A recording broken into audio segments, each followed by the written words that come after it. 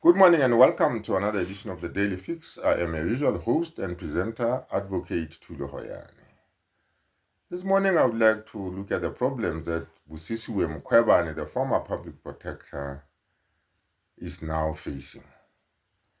But before I do that, let me look into the problem that this woman has gone through up to where we are today.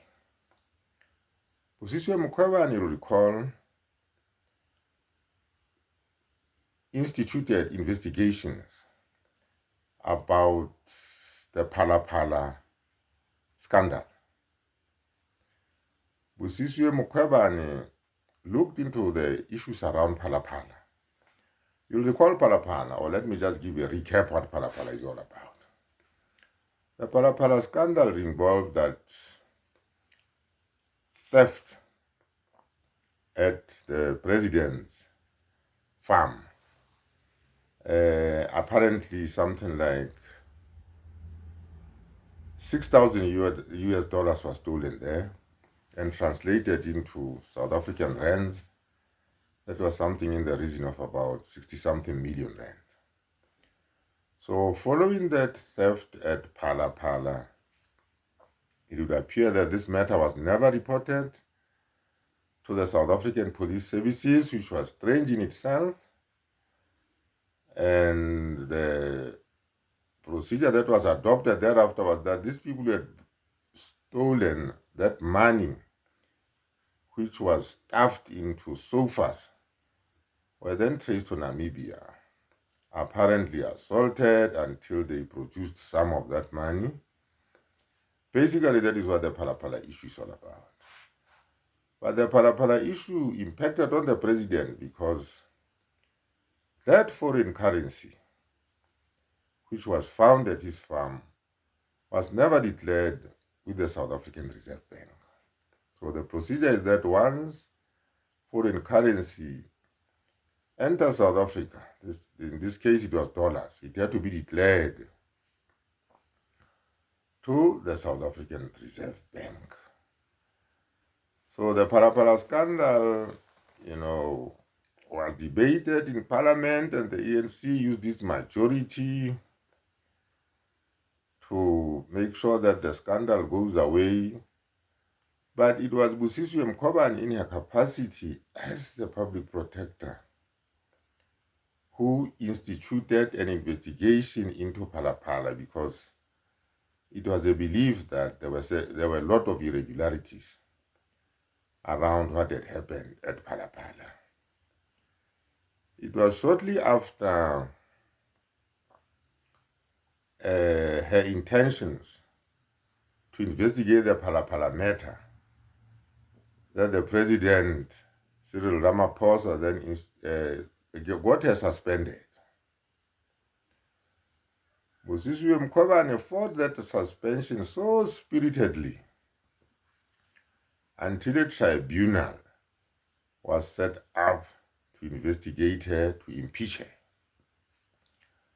She was eventually impeached, and unfortunately, she also tried to fight for her terminal benefits, which were in the region of about 10 million rands. She also lost that battle. Now, the latest development is that Busisiwe Mkhwebane now faces, being struck off the role of advocate by the Legal Practice Council. But the curious thing is that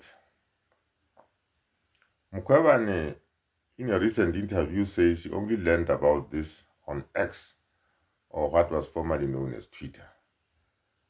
She only heard about that in the media, that she's going to be stripped of her status as an advocate by the Legal Practice Council.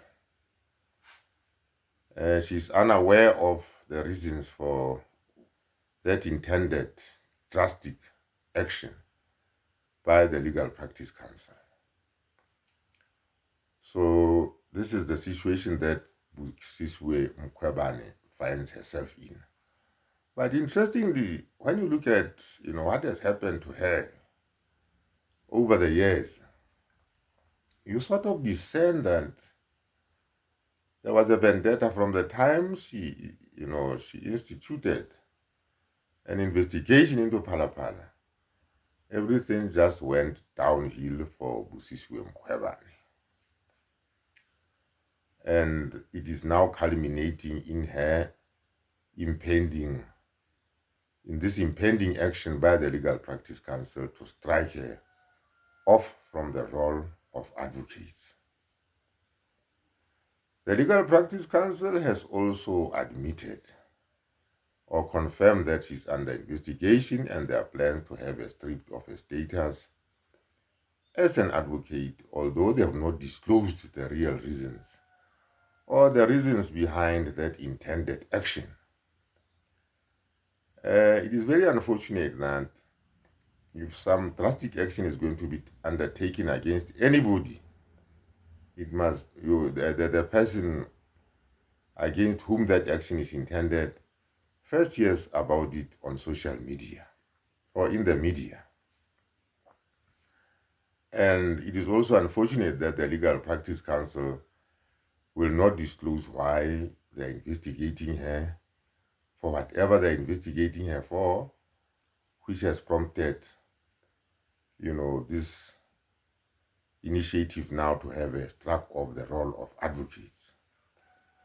But I think the most interesting thing also is that, whistleblowers in this country are an endangered species. People who stand up for the truth, find themselves, marginalized and victimized in all sorts of ways. Mkhwebane now, I think she's now with the MK party after she left the EFF.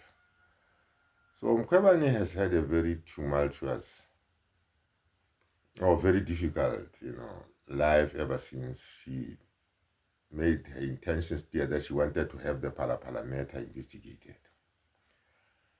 Now, the Mkhwebane matter has got some parallels with the Teffo matter. Recall in the sense of Meyiwa trial, Teffo first blew up the issue of Toga 375. And after that, Teffo just found himself going downhill like Mkhwebane. There was that dramatic arrest in court and his eventual impeachment.